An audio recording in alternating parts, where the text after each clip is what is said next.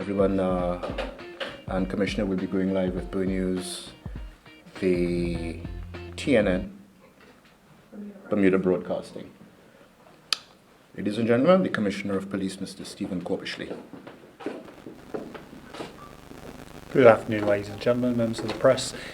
I've chosen to do a briefing to you today in lieu of an officer, a Bermuda Police Service officer that's in court as we speak, Constable Wheatley. Constable Wheatley has been charged and found guilty for a serious matter, particularly as a police officer. And I've also received and accepted his resignation from the Bermuda Police Service as of this morning. The matter that he has been dealt with is being addressed with by the courts, and obviously any sentence applied to Mr. Wheatley, as he is now, will be a matter for the courts. But as Commissioner of Police, it's both important and right for me to make some comment when one of my officers falls below the standard expected by the public in regards to police officers. And that standard is that they work with integrity, they work with ethics, and they work, above all, with an honest service to the public. This particular officer chose to go another direction and put himself first. And indeed, he let down our local community in Bermuda, and indeed he let down the Bermuda Police Service, and that affects our reputation. So the purpose of saying these words is to reassure the public that whilst the behaviour of one person can be damaging, it should not be used to reflect on the hard work, the integrity and the ethics of other officers and staff who work for the Bermuda Police Service. You'll also be aware of 2 other officers that were arrested the week before last in regards to a serious matter which we are now investigating. During the arrest process, individuals are innocent until evidence proves otherwise. So it's important that we don't draw any conclusions other than to recognise that the officers and what they are accused of is so serious that we've had to suspend them from duty. And of course, with such allegations, we have a victim, and that victim has had the courage to come forward and tell us what's happened, and of course our support is with them. We do have other officers suspended. We have 2 female officers that were suspended a couple of months ago in regards to a matter of what I would describe as corrupt behaviour. So clearly, it would be very easy to draw some conclusions. And some of those conclusions, I feel wrongly, would be that the Bermuda service has a problem. And I don't deny that. But it's a problem not indicative of the majority of those that come into work for us. The police service, above all public services, should have, and I use the word again, integrity. Because integrity gives confidence to local communities that we work with professionalism and without fear or favour.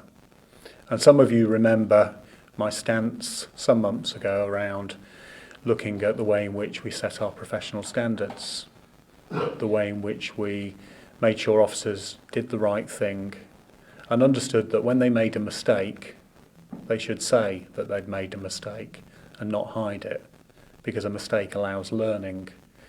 So we're trying to get the culture right within the service, and we're trying to get the vast majority of officers to discover that we're a supportive service. However, as with any public service, there are a few rotten apples. And I make it clear, both to the public and indeed some of those people that work within the service, that they will be found out and their time with the BPS will no longer continue. Because my role as Commissioner is to make sure that the service works effectively, responsibly, and it works with the confidence of the communities that we police. I'm happy to take any questions. Commissioner, I don't know the full facts of this case, but the public are always told that police have discretion in arresting who they arrest, who they ticket. What's wrong? Why is it taken so seriously that a police officer decides to show leniency, possibly, and pull a ticket? Well, it'd probably be unfair for me to comment because the matter technically it still is within the court process. However, I agree that police officers do have discretion. They have to make a judgment around what they do. Is it proportionate? So, for instance, arrest or even the application of a ticket. What should never happen, though, is that officer takes a personal decision for his own benefit. So accept something in kind for that decision, because that is corrupt behaviour. That is behaviour that undermines justice, and it's not the right thing. And that cannot ever be accepted as a police officer. So I think that's the difference between what you suggest, which I agree. Discretionary behaviour is important in policing, but it shouldn't be to the detriment where a corrupt action takes place. Commissioner, I guess I can say under the last 30 years, this is the first time I've seen so many police officers being pulled before the courts. Is it indicative of your standards that you're trying to bring into play? Well, I've had that raised with me a few times, Trevor. Is this sort of commissioner with a new broom coming in? Well, it's not my new broom. I think it's about policing doing the right thing. And lots of things have changed in policing over the years. The way in which we set standards, making people work ethically, and so on. So how we're dealing with things is no different than any other police service all over the world. And of course, when you apply a different culture, when you actually start putting things in place to say, are we really doing the right thing and are there some people doing the wrong thing, then sadly and unfortunately we're going to discover stuff. And unfortunately, some police officers may lose their roles. But I would imagine the public would want me to do that than rather turn a blind eye and leave some rotten apples working for us that not just present risk to the community, but they also present risk to our colleagues. But it's important that this is very small in number. The Bermuda Police Service over 500 people, including 425 officers, and we're talking in single figures around some of the problems we've got. And the other benefit of doing things like this, and I'm not proud of obviously these things happening, but what I want to get across is that we're doing something about it. And the other thing internally to the service is that colleagues, and I've had a lot of very good feedback from colleagues saying, we trust you to do something if we raise an issue. So if somebody's done something, and I think perhaps in the past that brush under the carpet culture was not right. So what we're trying to do is be open, honest, work as a team, get people to speak up, deal with mistakes, not by punishment, but by learning that where people have crossed the line, and sadly some people have crossed the line, then we have to look at their service in going forward with the BPS. And on some occasions, it may end. Commissioner, it seems like we talked about 5 police officers this morning, if I'm correct. The first you said was an officer Wheatley who's been found guilty, is that correct? Yes, he's in court at the moment. Okay, can you talk about specifically what that matter relates to? Yeah, that matter is, and I don't have the details to hand, but it was in the allocation of tickets, and the allegation being that he took beneficial gain in deciding not to continue those tickets. And I'm sure the facts of the case will be recorded later when the hearing finishes. Now, you mentioned 2 other officers and what you described as a serious matter. I take it that pertains to the press release that was released by police a little earlier this month about the suspension of the officer? Yes, 2 male officers were arrested. Can you speak to what specifically the charges, I guess, they're facing relate to? Yeah, I think it's important. It is a sensitive investigation, not secret, but sensitive in regards to what the victim has reported to us.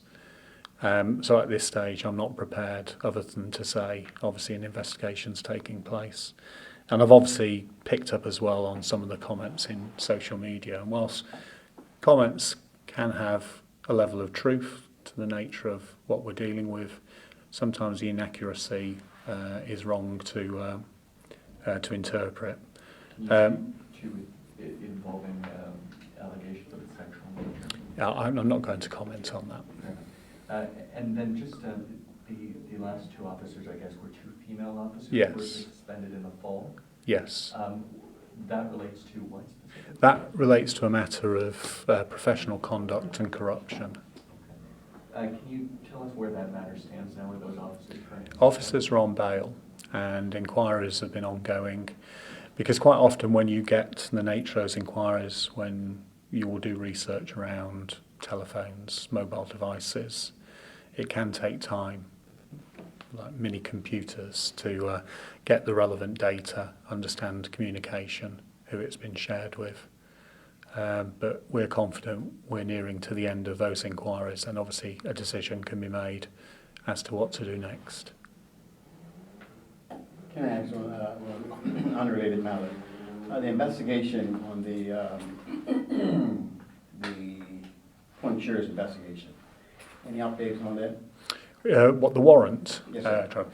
Yeah, and I think most people know we executed a warrant at Pointures house, which is owned by a prominent lawyer in Bermuda. Property was taken.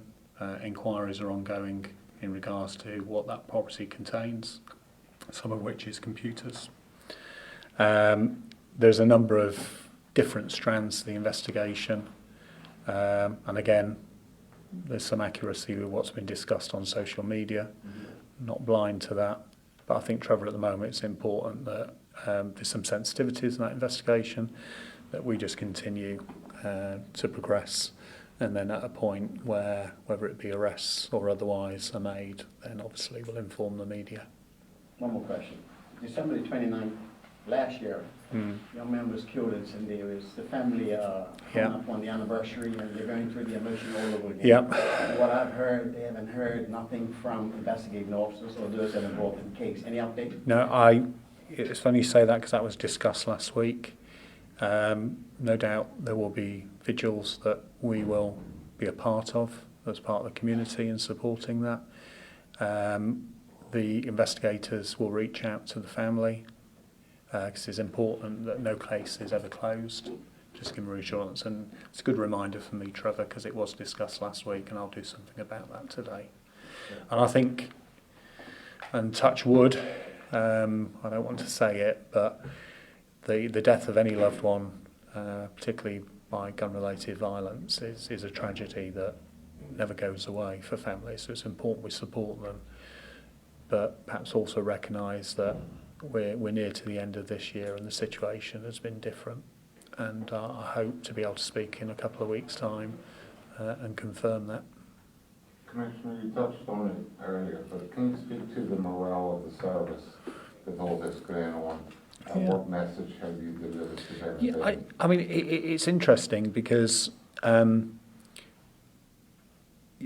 not just this, but the morale of the service is very positive, and we've had a lot of change over the past year to 18 months. New departments, new shift patterns, which are a lot good around work-life balance for staff. We're a lot more recognising of our staff's achievements and engaging with them. But I think when this has come along, you get the shock and, oh, what's this about? But I've had, and of course, not assuming these people are guilty, it's an investigation, but the overwhelming comment I've had has been, it's changed. If something has happened, I'm confident now I can speak to a senior officer and they'll take me seriously. I'm confident something's going to be done. And that makes me feel positive. It also makes me feel a little bit sad that maybe in the past people turned a blind eye because they didn't think things would be taken forward, or they were brushed under the carpet. And that's not going to be a BPS that I want to be commissioner of.